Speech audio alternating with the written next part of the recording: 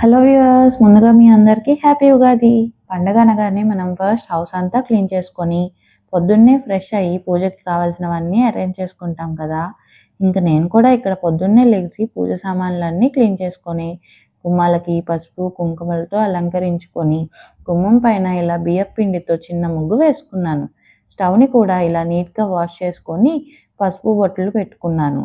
ఇంకా ఉగాది పండుగ కాబట్టి వేపపూత కోసం మా డాబా పైకి వెళ్ళి ఇలా తీసుకొని వచ్చాను.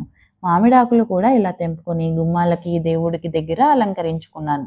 ఉగాది రోజు మనం అందరం చేసుకునే ఉగాది పచ్చడి కూడా చేసుకున్నాను. ఉగాది పచ్చడి నేను ఎలా చేశాను అనేది షార్ట్ వీడియోలో అప్లోడ్ చేశాను, చూసేయండి. ఇంకా దేవుడి ప్రసాదం కోసం నేను ఇక్కడ గారెలు చేసుకున్నాను. గారెలు ఒక్కొక్కళ్ళు ఒక్కొక్కలా వేస్తారు కదా. ఇలా టీ స్ట్రైనర్తో వేయడం వల్ల చాలా ఈజీగా నూనె చేతి మీద పడిద్ది అనే టెన్షన్ లేకుండా ఈజీగా ఫాస్ట్గా వేసేసుకోవచ్చు.